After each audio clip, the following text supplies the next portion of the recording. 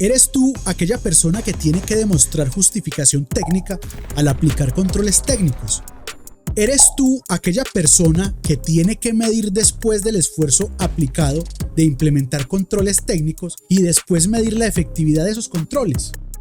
¿Eres tú aquella persona que tiene que evolucionar sus estrategias defensivas a la velocidad de la IA? ¿Eres tú la persona que tiene que confrontar las consecuencias financieras fruto de los controles fallidos? Si tú eres una de estas personas, tengo algo para ti. Te voy a enseñar cómo establecer estrategias cuantificables para reducir el impacto de las ciberamenazas a riesgos tolerables. Por eso te voy a hablar del ciclo empresarial de las amenazas, que consiste en algo muy simple: la triada de ¿qué hacemos antes de que el ataque se presente? ¿Qué hacemos durante el ataque cuando han fallado los controles? Y por último, ¿cómo podemos aplicar nuevos controles después de manejar la catástrofe? Es decir, ¿qué aprendimos y qué vamos a hacer para aplicar lo aprendido? ¡Ay, doble hijo de puta!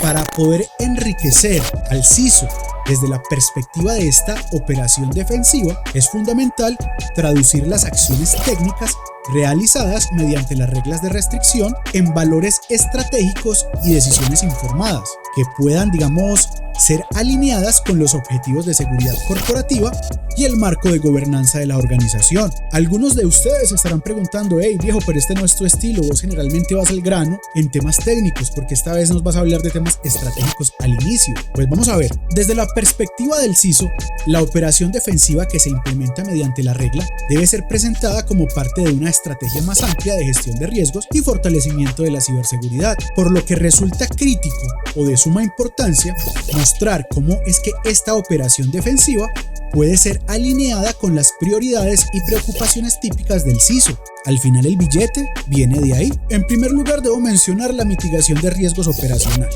¿Por qué? Vamos a ver, la implementación de reglas que restringen los privilegios de los procesos no confiables ayuda a mitigar los riesgos asociados con la ejecución de código malicioso y la manipulación de memoria en el entorno de los endpoints. Esto es vital para reducir la superficie de ataque y proteger contra amenazas avanzadas, como por ejemplo las inyecciones de código, el robo de credenciales y los exploits de memoria. El valor para el CISO, que puede traducirse también en los incidentes de seguridad relacionados con procesos no confiables. Esto puede traducirse en un menor impacto financiero y reputacional, por supuesto. Que esto también facilita cumplir con los estándares de cumplimiento normativo que exigen controles específicos de seguridad. Por otra parte, esta operación defensiva refuerza la defensa en profundidad. La integración de una tecnología armamentística como BTP con restricciones a nivel de privilegios constituye una estrategia de defensa en profundidad, donde múltiples capas de seguridad trabajan en conjunto para bloquear amenazas antes de que puedan comprometer los activos críticos. Aquí el valor para el CISO radica en la adopción de que este enfoque reduce significativamente la probabilidad de que los ataques exitosos se propaguen dentro de la red. Esto apoya la visión del CISO de un entorno seguro, resiliente y que cumpla con las mejores prácticas de seguridad establecidas por la industria. Y por otra parte, tenemos la generación de inteligencia de amenazas en tiempo real. Y ojo, inteligencia de alto valor. Cuando hablamos de monitoreo y visibilidad mejorada. ¿Por qué? Porque la implementación de esta regla y este tipo de operaciones defensivas en general, pues permiten monitorear los intentos de procesos no confiables de realizar operaciones peligrosas, como la escritura, la lectura y la manipulación de memoria. Cada intento de un proceso no confiable de violar estas restricciones, pues genera alertas que se pueden analizar para obtener inteligencia de amenazas. ¿Cuál sería el valor para el CISO? Vamos a ver. En primer lugar, proporcionar datos en tiempo real sobre los intentos de acceso no autorizados, que puede enriquecer las decisiones estratégicas del CISO al identificar patrones de ataque y técnicas utilizadas por los adversarios. Por otra parte, esta inteligencia se puede utilizar para ajustar y optimizar las políticas de seguridad, asignar recursos de manera más eficiente y mejorar las capacidades de detección de amenazas emergentes. Por otra parte, le ofrece una evaluación de la eficacia de los controles de seguridad. Esto es supremamente importante. La medición de la efectividad de las políticas. Estas operaciones defensivas proporcionan una forma tangible de medir la efectividad de las políticas de seguridad aplicadas, al observar una disminución en los incidentes relacionados con la manipulación de memoria o la inyección de código. Con esto, el CISO puede demostrar que las medidas defensivas están funcionando y así justificar el billete que nos pagan. Pero esto ofrece aún mucho más valor para el CISO. No solamente lo económico, aunque cabe resaltar que le va a permitir al CISO presentar informes claros y métricas de rendimiento que por supuesto exponen una reducción de los incidentes o intentos de ataque exitosos para reforzar la justificación para inversiones futuras en ciberseguridad y tecnología. Esto es fundamental. Esto también apoya los esfuerzos de auditoría y cumplimiento, al demostrar que la organización está tomando verdaderamente medidas proactivas y efectivas para protegerse contra amenazas sofisticadas. Y viene yo creo que uno de los puntos más importantes, que no es otro que la reducción del costo total de propiedad y mejora del ROI de seguridad. ¿Por qué?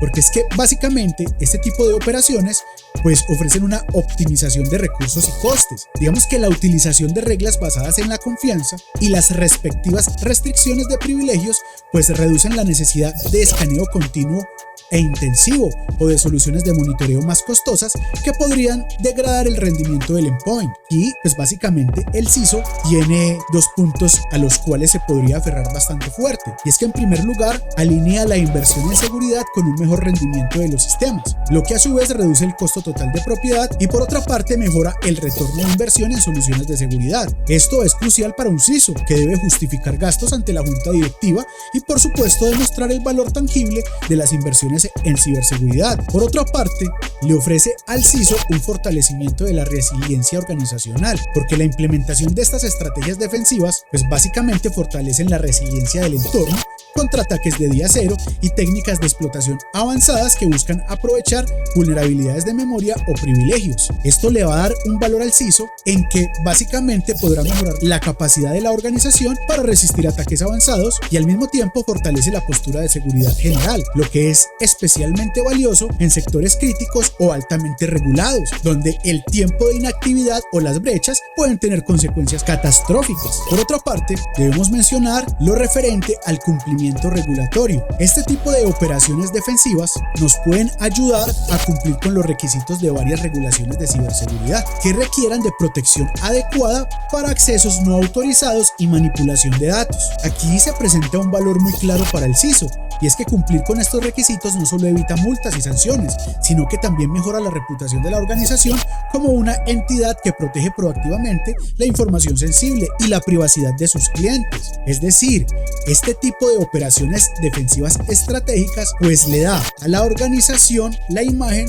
de un profesional, experto y altamente diligente en sus actos comerciales, acorde a la legislación comercial, ya que sitúan a la organización como una persona jurídica altamente diligente. Y la parte que más me gusta y nos gusta a los técnicos, este tipo de operaciones defensivas nos van a permitir desarrollar capacidades de respuesta a incidentes. ¿Por qué? Porque nos ofrece una rápida detección y respuesta. Básicamente, la implementación de estas reglas permite la detección rápida de actividades sospechosas relacionadas con el acceso a la memoria y la inyección de código, proporcionando indicadores de compromiso que pueden ser utilizados por los equipos de respuesta a incidentes para contener amenazas más rápidamente. Aquí podemos hablar del valor para el CISO en dos aspectos. Por una parte, una respuesta rápida reduce el tiempo medio de detección y contención, minimizando el impacto financiero y operativo de los incidentes de seguridad.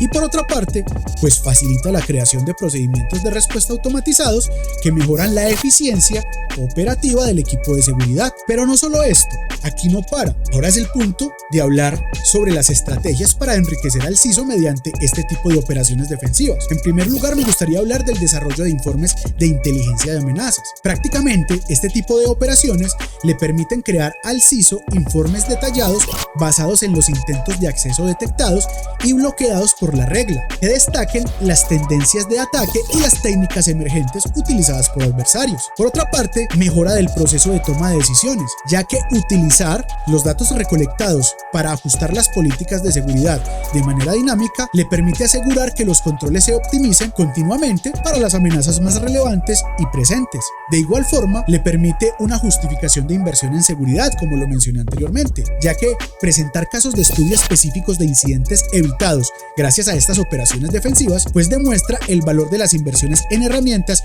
y personal, y sobre todo en las estrategias de seguridad para proteger los activos críticos de la organización. Y finalmente, un fortalecimiento de la cultura de seguridad, ya que compartir con los stakeholders los resultados positivos de la operación defensiva, pues promueve una cultura de seguridad basada en la proactividad y el fortalecimiento continuo de la postura de seguridad organizacional. En otras palabras, al traducir la operación defensiva técnica en un contexto estratégico que resuene con las responsabilidades del CISO, pues vamos a poder demostrar con esto cómo estas medidas protegen a la organización contra amenazas avanzadas y así cumplen con los requisitos regulatorios, optimizan el uso de recursos y al mismo tiempo fortalecen la resiliencia general del sistema. Esto no solo ayuda al CISO a justificar las inversiones en seguridad, sino que también proporciona una base sólida para una gobernanza efectiva de la ciberseguridad en la organización, por supuesto. El código que ven en pantalla básicamente lleva a cabo 6 acciones o pasos. En primer lugar, define alias para varios tipos y palabras clave que se usan en el código. En segundo lugar, define una clave XOR para descifrar un shellcode cifrado. Luego, crea un proceso remoto, en este caso cmd.exe, en modo oculto. Posteriormente, descifra el shellcode con la clave XOR para luego inyectar el shellcode descifrado en el proceso remoto. Hecho esto, ejecuta el shellcode en el proceso inyectado. Algunos de ustedes se estarán preguntando, hey viejo, pero ¿y qué es el tal analizador en tiempo real? Básicamente, el analizador en tiempo real de Trellix Endpoint Security es un componente de seguridad diseñado para proporcionar protección continua contra amenazas. Este analizador examina los archivos del equipo a medida que el usuario accede a ellos, ofreciendo una detección inmediata de las amenazas mediante el uso de tecnologías avanzadas de análisis.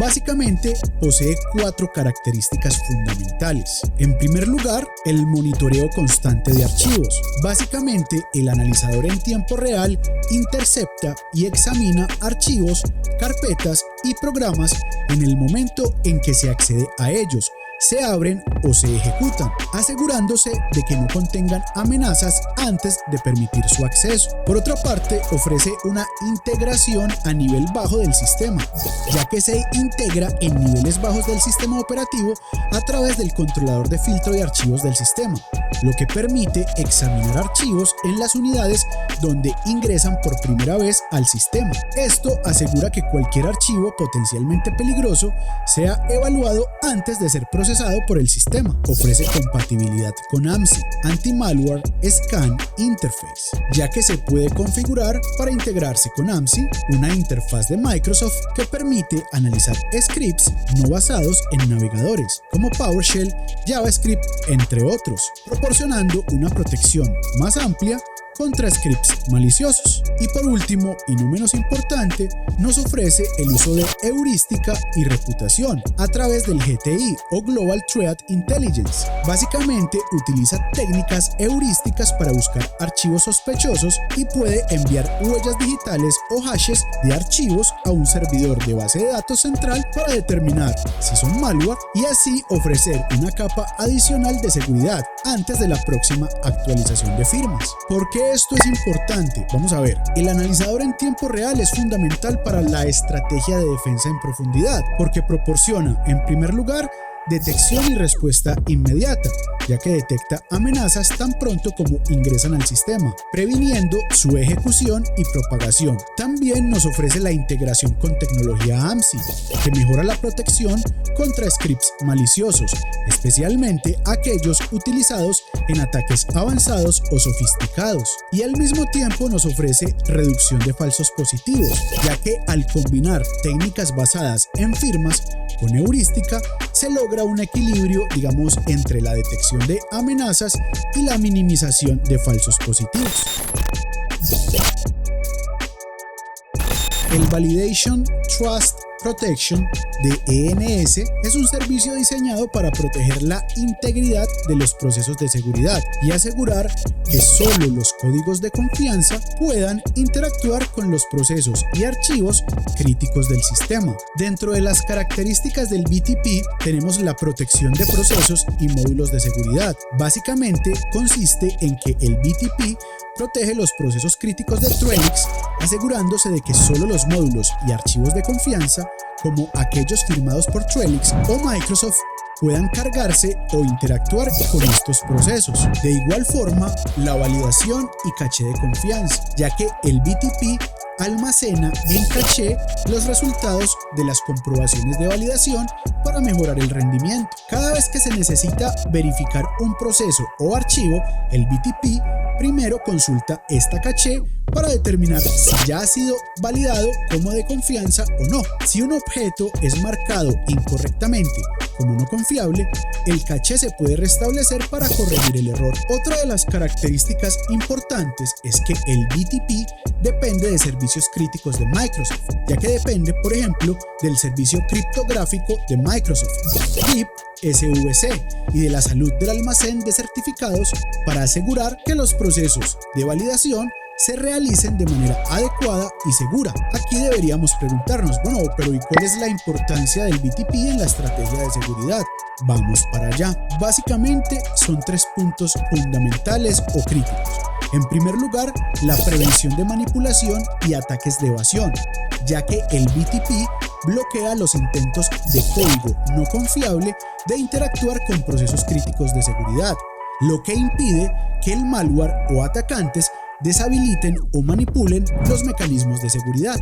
De igual forma, nos ofrece un mantenimiento de la integridad del sistema, ya que garantiza que solo los códigos de confianza puedan operar o cargar en los procesos críticos del sistema, reduciendo así la posibilidad de que un atacante comprometa la seguridad general. Y lo mejor de todo, nos ofrece una optimización del rendimiento de seguridad, ya que el almacenamiento en caché de los resultados de validación reduce la carga en el sistema, al minimizar las verificaciones repetitivas, mejorando así el rendimiento general de la seguridad. En conclusión, el analizador en tiempo real de ENS y el BTP trabajan conjuntamente para proporcionar una defensa verdaderamente integral. Mientras que el analizador en tiempo real se encarga de la detección proactiva de amenazas en el punto de acceso, el BTP se asegura de que solo los códigos confiables interactúen con los componentes críticos del sistema,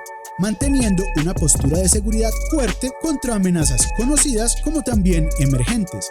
Esta combinación proporciona un enfoque verdaderamente robusto y multifacético para proteger los entornos de endpoint contra una amplia gama de ataques. Vamos a analizar detalladamente la lógica detrás de la regla, enfocándonos en la ingeniería defensiva, la gestión de la confianza, la restricción de privilegios y la identificación de comportamientos potencialmente maliciosos por parte de binarios no confiables. En primer lugar, debo decir que la regla se centra en aplicar restricciones de seguridad específicas a procesos que son considerados no confiables por parte del sistema. Vamos a desglosar cómo esta regla aborda varias áreas clave de la defensa de endpoints. En primer lugar, debo hablar de la gestión de la confianza, ya que Include BTP Trust False es un componente esencial porque establece que la regla solo se aplicará a procesos que no son confiables. Aquí es donde entra en juego el concepto de confianza. ¿Qué es un proceso confiable? Vamos a ver. Básicamente, un proceso confiable es aquel que ha sido validado como seguro por parte del sistema de seguridad, basado en ciertos criterios, como la firma digital, la reputación del fabricante o la pertenencia a una lista blanca administrada por el equipo de seguridad. ¿Por qué excluir procesos confiables? Esta parte también es bastante importante, ya que excluir procesos confiables ayuda a evitar falsos positivos y por otro lado garantiza que los procesos legítimos que tienen un propósito claro, como los procesos de seguridad, no sean bloqueados por reglas defensivas estrictas. Aquí es donde deberíamos preguntarnos, ¿pero por qué centrarnos en procesos no confiables? Vamos a ver. Un binario no confiable es cualquier programa o ejecutable que no cumple con los criterios de confianza establecidos previamente. Por ejemplo, no está firmado digitalmente por un proveedor legítimo o no ha sido aprobado por el equipo de seguridad. Estos binarios pueden ser utilizados por los atacantes para realizar acciones maliciosas, como inyecciones de código o manipulación de la memoria de otros procesos. La lógica detrás de centrarse en procesos no confiables es evitar precisamente que estos binarios se utilicen para comprometer el sistema. Un binario no confiable tiene más probabilidades de tener comportamientos sospechosos o maliciosos, como la lectura en memoria de otros procesos, ya que un proceso convencional y genuino difícilmente querrá interactuar con la memoria de otros procesos. Aquí es donde entra en juego la restricción de privilegios basada en comportamiento potencialmente malicioso. Vamos a ver, cuando hablamos de un control de acceso a la memoria, quiere decir que la regla impone restricciones sobre cómo los procesos pueden interactuar con la memoria de otros procesos, utilizando las siguientes máscaras de acceso. Admiración 0x20, que es una máscara para el bloqueo de escritura en memoria, previene que los procesos no confiables escriban en la memoria de otros procesos. Esto es crucial porque la escritura en memoria de otros procesos es una técnica común de ataques de malware, como inyecciones de código, donde el malware intenta insertar su propio código en la memoria de un proceso legítimo para ejecutarlo. De igual manera, Admiración 0x10 es otra máscara de acceso para el bloqueo de lectura de memoria, ya que evita que los procesos no confiables lean la memoria de otros procesos en este caso. Esto es importante para prevenir que el malware o software espía intente extraer datos sensibles, como credenciales, claves de cifrado u otra información crítica de la memoria de aplicaciones legítimas. Así también, Admiración 0x08, máscara de acceso para el bloqueo de operaciones en memoria, restringe otras operaciones en la memoria, como por ejemplo la asignación o liberación de memoria en el contexto de otro proceso. Esto impide que procesos maliciosos intenten manipular la memoria de aplicaciones legítimas de manera no autorizada. Aquí es donde comenzamos a hablar de aplicar el principio de mínimos privilegios, ya que la regla sigue este principio a fidelidad, ya que establece que cada proceso solo debe tener los permisos mínimos necesarios para realizar su función. En este caso, los procesos no confiables no deben tener permisos para realizar operaciones de memoria invasivas en otros procesos. En este orden de ideas, deberíamos preguntarnos, bueno, pero ¿cuál es el razonamiento defensivo? Pues muy simple, el comportamiento normal de un proceso legítimo rara vez implica interactuar agresivamente con la memoria de otros procesos. La mayoría de los procesos legítimos operan dentro de su propio espacio de memoria y no necesitan leer o escribir en la memoria de otros procesos. Las excepciones a esta regla son precisamente las herramientas de seguridad o monitoreo, que están diseñadas explícitamente para interactuar con otros procesos y por supuesto están firmadas y reconocidas por fabricantes confiables. En este punto aparece la identificación de comportamiento malicioso o comportamientos anómalos. Un proceso que intenta escribir en la memoria de otro proceso puede estar intentando inyectar código malicioso, Del mismo modo, la lectura de la memoria de otro proceso puede indicar intentos de robo de información confidencial o técnicas de hacking como la extracción de contraseñas en texto claro. Al bloquear estos tipos de acceso, pues la regla está diseñada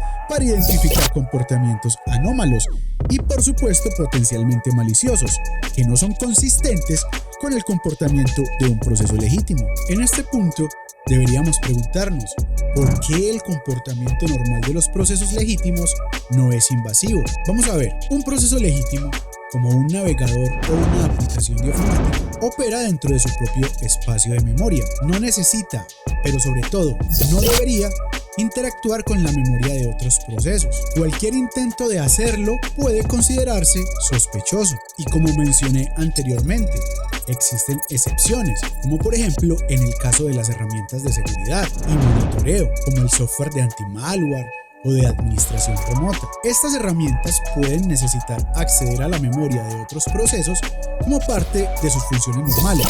Sin embargo, estas herramientas están firmadas digitalmente por proveedores de seguridad reconocidos y por lo tanto son tratadas como procesos de confianza. De cara a la exclusión de procesos críticos de seguridad, debo decir que la regla excluye explícitamente los procesos de McAfee para evitar interferir con las funciones críticas de seguridad.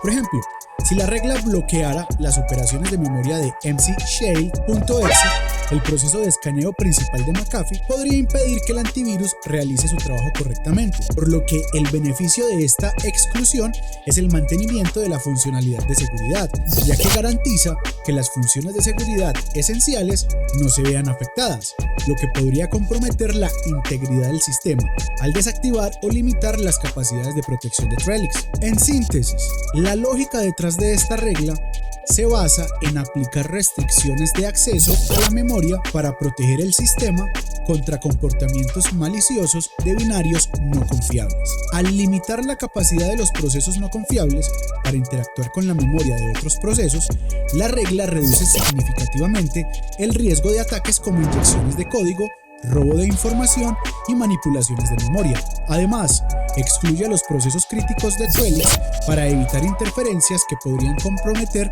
la seguridad del sistema.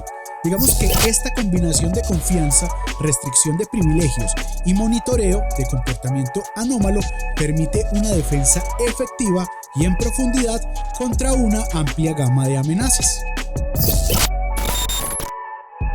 Uno de los puntos más importantes que debo mencionar es que la regla incluye las tres restricciones de acceso a la memoria: 0x20, 0x10 y 0x8. Esto de hecho es una defensa personalizada contra una secuencia completa de ataque que los atacantes podrían utilizar para comprometer un sistema.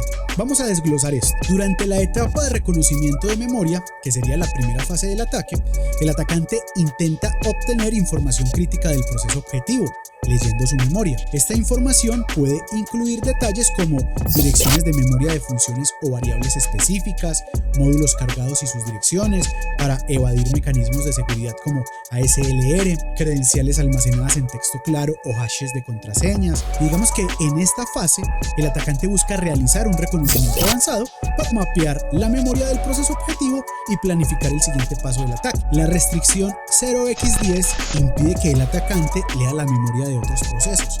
Esto dificulta el reconocimiento y la recolección de información sensible, haciendo que el ataque sea mucho más difícil de ejecutar con éxito. En la segunda fase del ataque, debemos hablar de la manipulación de memoria. Una vez que el atacante ha recopilado suficiente información sobre el proceso objetivo, el siguiente paso suele implicar la manipulación de la memoria. Esto puede incluir modificación de funciones en la memoria para cambiar el comportamiento del programa, inyección de shellcode, entre otros. En esta fase, el atacante intenta alterar el comportamiento normal del proceso para ejecutar código arbitrario o tomar el control del proceso. Aquí es donde entra en juego la restricción 0x08, el bloqueo de operaciones de memoria, ya que básicamente impide cualquier operación de memoria no autorizada, como cambiar los permisos de una página de memoria o liberar y reasignar la memoria, por ejemplo. Esta restricción protege contra técnicas como heap spraying, ROP y manipulación de permisos de páginas de memoria, dificultando la ejecución de exploits de memoria. Durante la tercera fase del ataque, el objetivo final del atacante es inyectar código malicioso en la memoria del proceso objetivo y ejecutarlo. Aquí es donde nuestra restricción defensiva X020 impide que los procesos no confiables escriban en la memoria de otros procesos, bloqueando intentos de inyección de código. Esto protege contra la ejecución de código malicioso dentro del espacio de memoria de un proceso legítimo. Una vez que tenemos bien definido e identificado todo este proceso, es momento de comenzar a hablar de por qué es una defensa contra una secuencia de ataque completo. Y esto es importante porque cuando estas tres restricciones se combinan, se cubren todas las fases críticas de una secuencia de ataque que involucra la manipulación de memoria. Primero el reconocimiento y la recolección de información, luego la manipulación y la preparación de la memoria y por último la inyección y la ejecución de código. Por lo que podemos afirmar sin temor a equivocarnos que el impacto en la ingeniería defensiva es bastante claro, ya que desde una perspectiva de ingeniería defensiva, esta regla es una implementación directa de varios principios de seguridad fundamentales. En primer lugar, defensa en profundidad, ya que la regla proporciona múltiples capas de defensa contra una amplia gama de técnicas de ataque, asegurando que incluso si un atacante logra evadir una restricción, otras barreras defensivas siguen en su lugar. Por otra parte, el principio de mínimo privilegio, ya que limita las capacidades de los procesos no confiables al nivel más bajo posible. Solo los procesos absolutamente necesarios y confiables, como herramientas de seguridad firmadas, tienen permiso para realizar ciertas acciones con la memoria de otros procesos. Y por último, y no menos importante, la reducción de la superficie de ataque, ya que minimiza las oportunidades del ataque al bloquear las actividades sospechosas desde el inicio. Esto se alinea con el enfoque proactivo de la ingeniería defensiva para proteger el sistema antes de que se produzca un daño significativo. En conclusión, la combinación de estas tres restricciones efectivamente personaliza una defensa contra una secuencia completa de ataque centrada en la manipulación de la memoria. Al bloquear las tres fases principales de un ataque que involucra el acceso a la memoria, la regla protege el sistema de manera integral contra una amplia gama de técnicas de explotación y evasión, creando un entorno más seguro y resiliente contra amenazas avanzadas.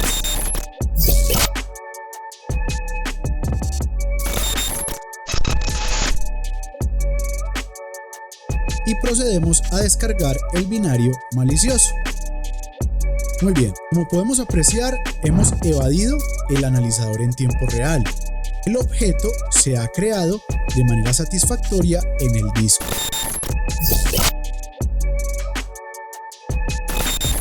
Muy bien, vamos a cerrar esto. Vamos a abrir Process Hacker. Muy bien, de cara a la escritura, hemos evadido el analizador en tiempo real. Ahora vamos a proceder a ejecutar el inyector.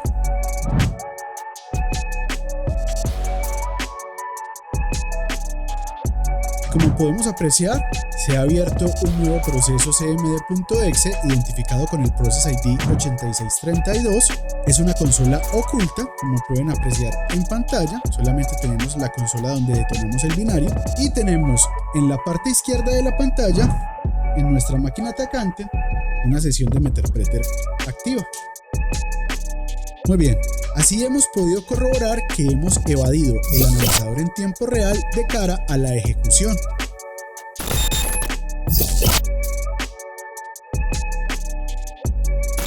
Muy bien, una vez que nos encontramos en la etapa de implementación de la regla, vamos a proceder a configurar la regla. El nombre de esta regla va a ser inyección de código BTP. Las acciones a tomar serán, en primer lugar, bloquear, en segundo lugar, informar. El nivel de gravedad será alto el tipo de regla es dirigido hacia procesos y posteriormente vamos a pegar el código correspondiente a la regla. Comprobamos, una vez que tenemos conocimiento de que el proceso de compilación de la regla es correcto, implementamos, cerramos, aplicamos los cambios y esperamos a que se vean reflejados en el sistema. Como se puede apreciar en la máquina de la izquierda, tenemos nuestra máquina atacante debidamente configurada, esperando la conexión de la máquina víctima. Cabe anotar que en este momento tenemos un número de amenazas reportadas de 1793. Vamos a reducir el tamaño de NS, vamos a abrir Process Hacker para validar el flujo de ejecución del inyector. Vamos a borrar esto. Muy bien. Y vamos a abrir una consola desde donde vamos a detonar el inyector. Vamos a reducir esto y tenemos 1837 eventos. Estos eventos, antes de detonar el inyector, vamos a corroborar a quién pertenecen estos eventos. Y como se puede apreciar, pertenecen a la herramienta processhacker.exe. Pero no nos vamos a centrar en esto en este momento. Vamos a validar que hay al momento de la detonación 1837 eventos. Luego procedemos con la detonación y vamos a observar el comportamiento. Muy bien, como se puede apreciar en pantalla, se ha creado una consola oculta identificada con el Process ID 8144, es decir, la instancia de esa consola en el árbol de procesos es la identificada con el Process ID 8144. Si nos dirigimos a nuestro ENS, en el registro de eventos vamos a ver que se han incrementado y tenemos un evento a las 4:56 p.m. ¿Qué nos dice este evento? Vamos para allá. Nos dice que el equipo Caja 1, a través del usuario Aolaya, ejecutó el binario auto-4545.exe que se encuentra en la carpeta contenedora de descargas de este usuario y que este binario intentó acceder al proceso cmd.exe, lo que infringe la regla inyección de código BTP y fue bloqueado. Nos proporciona más información sobre el contexto, nos dice la amenaza, el tipo de la amenaza, el origen y el destino. Dentro de la información van a poder ver el proceso de origen, el proceso de destino, la hora, digamos que el hash de origen, el hash de destino, la fecha y toda esta información. Aquí me gustaría centrarme en algo bastante importante, que no es otra cosa que el impacto de la regla en cada fase del ataque. Vamos a ver, durante la etapa de preparación e inicialización no hay un impacto directo en esta fase, ya que esta etapa consiste en configurar estructuras de datos locales que son necesarias para iniciar el ataque y no involucra ninguna operación que interactúe con la memoria de otros procesos. En la segunda etapa, de cara a la creación del proceso de destino o el lanzamiento de cmd.exe en modo oculto, el impacto de la regla es ninguno, ya que ninguna de las restricciones impide la creación de nuevos procesos. Por lo tanto, cmd.exe en modo oculto se puede iniciar en modo oculto sin ningún tipo de interferencia. La regla no bloquea la creación del proceso, porque se enfoca en restringir el acceso a la memoria de otros procesos existentes. Cuando pasamos a la siguiente fase del ataque, es decir, a la obtención del handle del proceso, el impacto de la regla es nulo, ya que en esta fase solo se obtiene un handle al proceso. Sin embargo, los permisos solicitados que se utilizarán más adelante sí serán restringidos por la regla. La explicación es muy simple. Obtener un handle con permisos para manipular la memoria de otro proceso puede ser efectivo para el ataque, pero esos permisos se vuelven inútiles en las siguientes fases debido a las restricciones de acceso a la memoria impuestas por la regla. Y aquí es donde se pone interesante. Cuando llegamos a la etapa del ataque, que consiste en la asignación de memoria en el proceso de destino, donde se reserva memoria en el espacio de direcciones del cmd.exe en modo oculto para el shellcode, pues el impacto de la regla es crítico, ya que la máscara 0x08 bloquea la llamada a virtual a logx para asignar memoria en el espacio de direcciones del cmd.exe en modo oculto. Y la explicación es muy simple. 0x08 deniega operaciones de memoria en procesos remotos. Esto significa que cualquier intento de asignar memoria en otro proceso sería bloqueado, evitando que se reserve espacio para el shellcode. Por lo tanto, la fase de asignación de memoria fallaría, impidiendo que el ataque continúe. Vamos a suponer que por alguna extraña razón la regla no tuviera match en esta etapa. Pasemos entonces a la etapa de inyección de shellcode. Cuando se lleva a cabo la transferencia del shellcode descifrado, a la memoria del proceso cmd.exe, pues el impacto es crítico, ya que la máscara de acceso 0x20 bloquearía la llamada Write Process Memory, que intenta escribir el shellcode en el espacio de memoria de cmd.exe en modo oculto. Y la explicación no es otra que 0x20 deniega cualquier intento de escritura en la memoria de otros procesos. Eso significa que la fase de inyección de shellcode también fallaría, ya que el código malicioso no podría ser transferido al proceso cmd.exe. Seamos pesimistas, digamos que la regla no hiciera match en esta etapa. Pasemos a la siguiente etapa, la ejecución del shellcode. Cuando pasamos a la creación de un hilo remoto para ejecutar el shellcode bajo el contexto del proceso cmd.exe en modo oculto, pues el impacto de la regla es brutal, porque 0x08 también bloquearía la creación de un hilo remoto con Create Remote Thread, ya que esta acción implica la manipulación de memoria en otro proceso. La explicación es simple: bloquea cualquier operación de memoria 0x08, incluidas aquellas necesarias para crear y gestionar hilos remotos en procesos externos.